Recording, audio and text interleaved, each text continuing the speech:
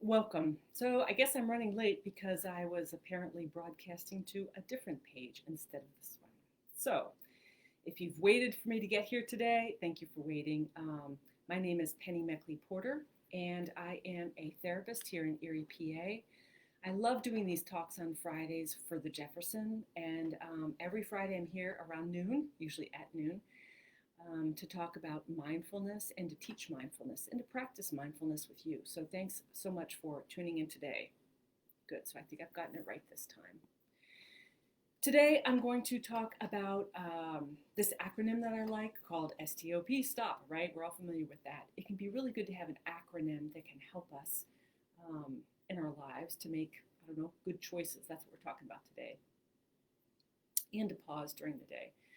So the acronym, it's called STOP, and I'm going to, I think it's in the title, but I'm also going to put it right here in a comment so that you have it in front of you. So first, I'll talk about it a little bit. Then we'll practice it together and talk about where we can use it.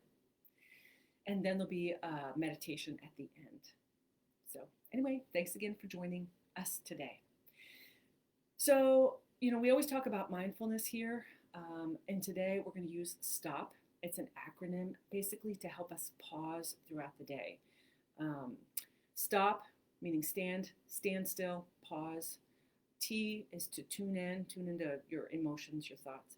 O, observe what you're tuning into, and then P, and that is like ponder what your choices are, and then proceed. So the reason one might practice this, to me, I see two different reasons. Well, there's probably more than that, but I see two different reasons. One is it can be a very good thing to just stop throughout the day, to pause throughout the day. I picture all of us like one of those old wind-up toys. If you remember, maybe you've had like a wind-up toy, right? And those wind-up toys, what if I'm like a wind-up toy and throughout the day, due to stress in my life, and stress in my day, I get wound up tighter and tighter and tighter throughout my day. And I really want to be all wound up by the time I get home in the evening. I'd rather be less wound up. And so one way is to pause throughout the day and just breathe. Pause and practice mindfulness. Pause and check in with myself, okay? And that's what we're going to be learning how to do today. But in addition, it's super helpful to use in specific situations where maybe I'm put on the spot. Maybe I get overwhelmed. Perhaps I start to panic about something. Perhaps I get angry. That's a good time to use this. Perhaps something happens and boom, I get angry. Using this strategy can help me to take a pause, observe myself, observe what's going on, be nice to myself, and then proceed. Ponder what choices I might make and proceed. And the reason it's really good to pause is so that I can respond instead of react. So to me, reacting is like that kind of sudden, impulsive reaction to a situation. But I'd rather respond, which means it's a little bit more considered, a little bit slower. Responding to me in my life is more in line with who I am and kind of the wiser version of me. We all have a wise mind. Responding is being connected to the wiser version of myself. And reacting is being connected to the reactive version of myself. And we all have both, and I'd rather spend more of my time responding than reacting. Not that I'm perfect at it, but I like to keep getting better at it. So I feel like I've been talking for too long, but that's because I've done this twice now. I'll give you an example.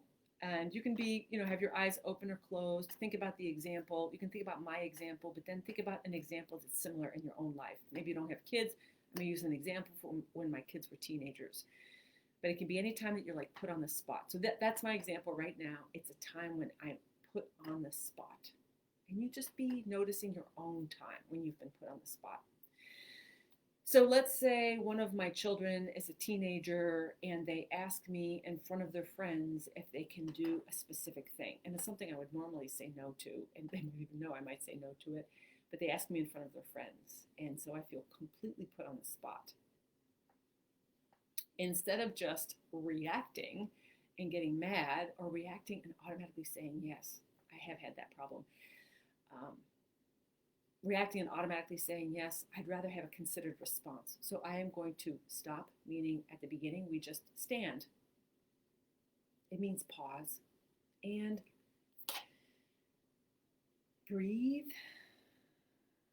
I'm going to bring myself into the present moment. It's okay if I take, 15 seconds to breathe. I mean, I know my kid is there wanting a response, but actually I can stop and breathe. I can say, give me a second if I need to. But I can stop and breathe. Come into the present moment. Then T, tune in. I want to tune into my thoughts, emotions, and assumptions. So my thoughts could be all kinds of stuff. She's doing it on purpose. She's asking me in front of her friends on purpose. She's trying to take advantage of me. What are the thoughts? Those are all negative thoughts. My emotions, there's an emotion around, well, one, I feel put on the spot. I don't know what emotion is that. For me, it's a little bit panicked, kind of embarrassed, maybe a little bit angry and or frustrated. And then another emotion in there is not wanting to seem mean in front of my child's friends. And somehow that's an emotion. I don't know what it is. It's also a thought. And that is not wanting to seem mean in front of my kids' friends. So I can just notice all of that and how difficult it is. As I'm noticing my emotions, over time I can get better about even noticing my emotions in my body. So noticing my emotions in my body, where they're located, how it feels, so that I've just tuned into my thoughts, emotions, maybe my assumptions of self and others. I might assume that if I say no, I'm being a bad mother. I might assume that my child has put me on the spot on purpose. It might be true, but you know what? It really might not be true. It might not be. And it's not really a good thing in my life and for my children or for my coworkers or anybody to be assuming the worst. I'd rather kind of just assume the best. If it is the worst, I can take that under advisement long term, but in this moment, I'd rather try to be assuming the best instead of assuming the worst. So then observe. So I'm going to be observing. So I've just tuned in to all this stuff. Now I'm just going to be kind of observing myself as I'm tuning in. And part of the observing is trying to do it without judgment. That can be hard. Judgment of my child, judgment of me. Let's just stay in the present moment. Let's just tune in, do our best, acknowledge that we're doing our best. One of the other things about observing is let's observe our emotions without judgment. So however I feel, let's say I am embarrassed. Let's say I am angry all of a sudden. I didn't mean to get that angry. If I can just pause, be like, okay, I am angry without judgment. Okay, good. It's a good way to proceed. However, part of me does, I guess, judge my thoughts. We can have all kinds of negative stuff running around in there, and it's not really good to be so negative against ourselves or even so negative against our kids. So I might want to try to modify my thoughts a little bit. P, ponder possibilities, proceed. Maybe I need to ponder the possibilities of what I do want to say or do. Maybe just by pausing in this way and noticing, maybe already I've gotten to a better idea of how I do want to proceed, and that's when I proceed. Okay? So I've talked a lot this time.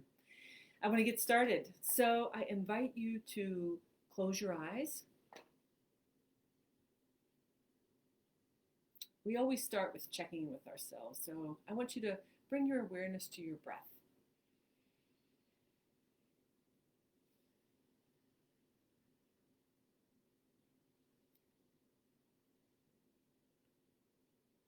Bringing your awareness to your breath, noticing your chest cavity expanding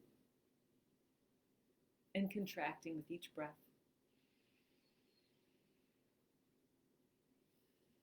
No need to modify your breath. You're just noticing your breath, the movement of your body.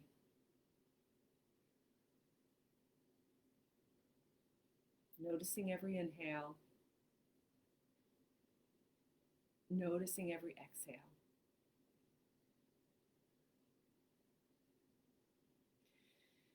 I'd like you to think about a time recently where you were put on the spot. Either put on the spot, you got angry, had a big emotion, and let's say it's an area of your life where you do tend to react instead of respond. So bringing that situation to your mind's eye,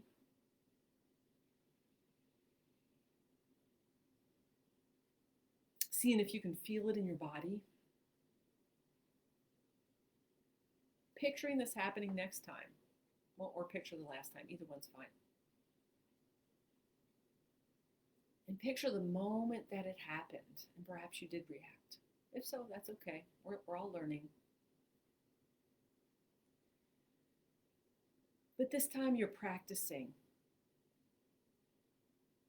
Stand, pause, and breathe. Do your inhale, do your exhale. Bring yourself into the present moment. Tune in. Tune into everything that's happening for you right now.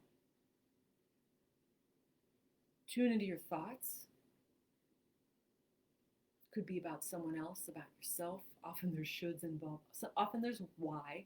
Why would so-and-so do such and such? They should be doing it this way or that way. And the why and the should, these thoughts can be about ourselves also. Tune into your thoughts.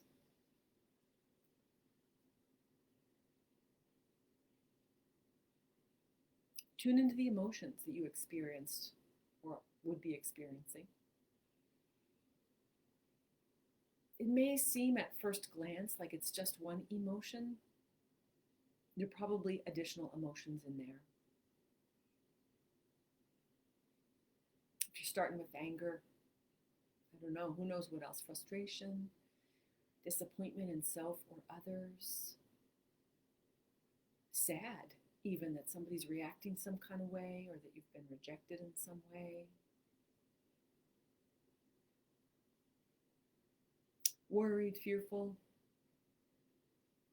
You don't have to figure it all out right now. We're just kind of going for the emotions that kind of come into your awareness when we first start to think about it. Recognizing you could be making assumptions about yourself and others. We often make so many assumptions about other people and their intentions. We're not trying to do it, but we can have a story in our mind about what they're doing, what they're up to, why they should or shouldn't be doing it that way. If we can just pause, try not to ascribe too much negative stuff to ourselves or others. Now we've tuned in. Part of that is observing. Observe all of what we're tuning into. And doing our best not to be judging ourselves. Don't be so harsh on yourself. As you notice your thoughts, especially negative thoughts, oh my God, I shouldn't be that way. I'm such a loser. I should know better. If I were better, I wouldn't be doing this. If I were better, I wouldn't feel this way. I'm really not good enough. It's all my fault. All those negative thoughts, we actually call them stinking thinking. They're not helpful. Trying to step away from those, and maybe there's a positive message we can give ourselves. Back to my example with my kids, a positive message I could give myself is, I'm okay. I can take my time. It feels, I'm overwhelmed right now. I'm allowed to pause. I can say no. I can say yes. And then P would be ponder the possibilities and proceed. So you just noticed all of these ways you're feeling and thinking. Hopefully you've kept breathing through it. Maybe you're more overwhelmed now that I had you tune into all of this stuff. If you're more overwhelmed, that's okay too. Because as we practice this, the goal eventually is not to be more overwhelmed. It's just to be like, wow, this is all what's going on for me. No wonder I react. How about I respond instead of react? And then just deciding how to proceed, moving forward in more of a calm, I was going to say calculated way, but a calm, feeling more reasonable way. So again, this is not two-way, it's not a conversation right now.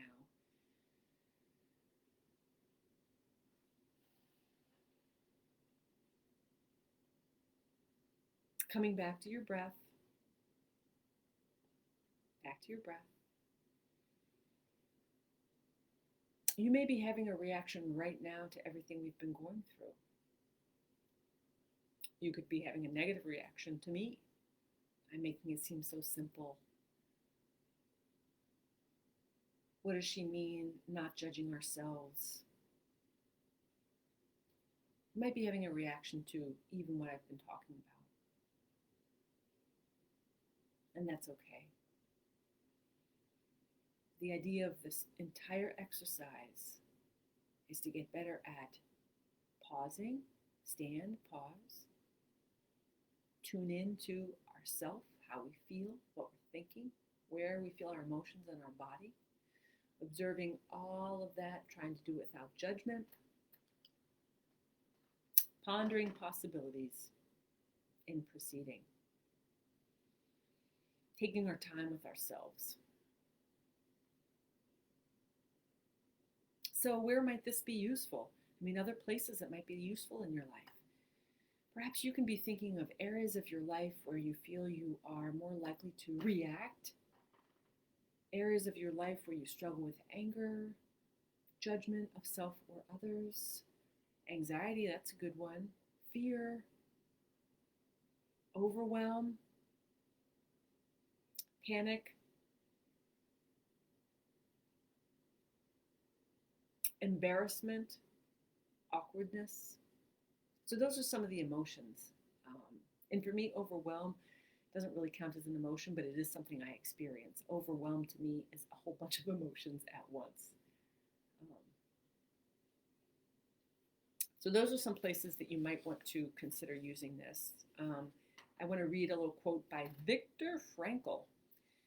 In Man's Search for Meaning, what he says that I really love is, between stimulus and response, there is a space.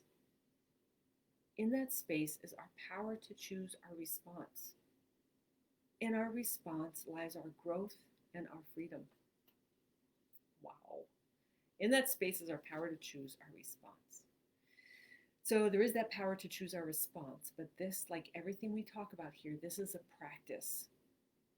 And so just because I've understood it today doesn't mean I'm always going to be able to implement it. No. Hopefully I'll implement it more often. Hopefully I'll get better at implementing it. When I do implement it, I can be glad with myself and happy with myself. But if I don't implement it, it doesn't mean all is lost. It means it's a practice, and I can get better at it. As far as other situations, you're probably thinking of a bunch yourself. It could be when you open email. When you just get inside your email, you see there's so many. Then how do you feel? What are you tempted to do? Shut it all down? Resign from your job? I don't know.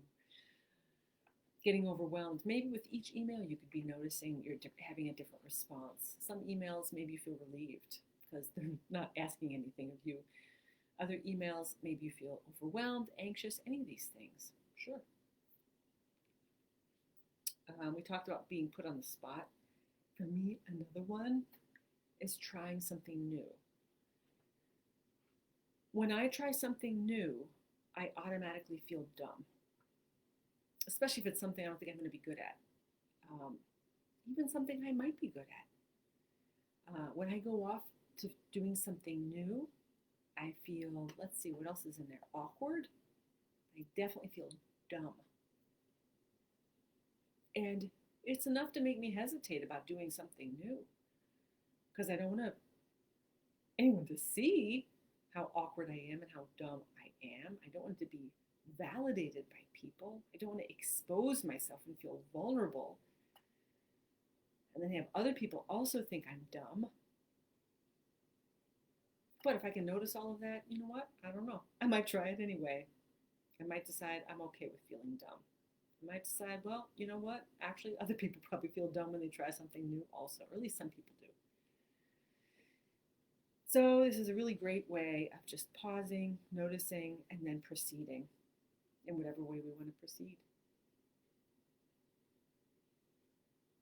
So let's see, got a few minutes left.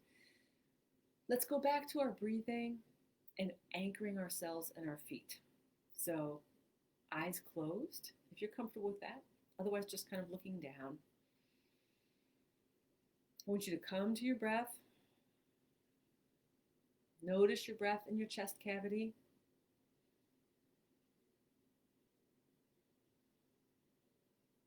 Noticing your breath, inhale and exhale. Perhaps like me, it feels really good to take a deep breath, so I'd like you to try that. We'll take a really deep breath, inhale, hold briefly, and exhale. Long exhale. And then if you're up for it, another deep breath in, 4, 5, pause, exhale. And then just going right back to your normal breath. I like the extra deep breaths. And if you don't, you honor you, for sure. Next, let's go ahead and feel the feet on the floor, in the shoe. Tune into your feet. Feel the weight, pressure of your legs as they, kind of put that weight in your feet. Noticing perhaps the pressure under your toes, the pressure under the ball of your foot, the pressure under your heel.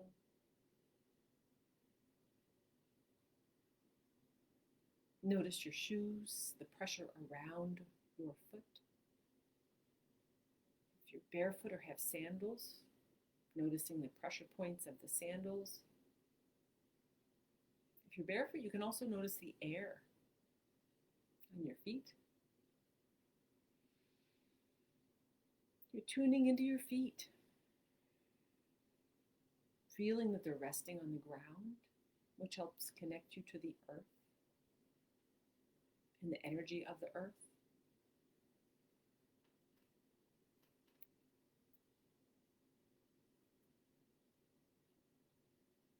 Tuning into your feet.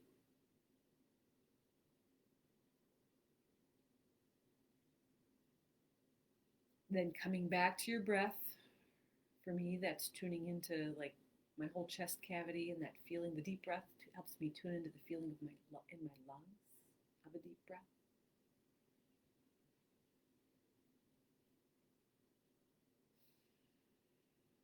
And then wrapping up today's meditation and mindfulness. When you're ready, open your eyes. I'll check what are we going to talk about next week. Next week, we're going to do a guided imagery, a beach meditation with guided imagery. So you'll be tuning into how you feel on the beach, feelings in your body, smells, sounds. So please join me next week. It would be at noon at the Jefferson Educational Society live Facebook feed. But you can also find them if you want to just, listen later.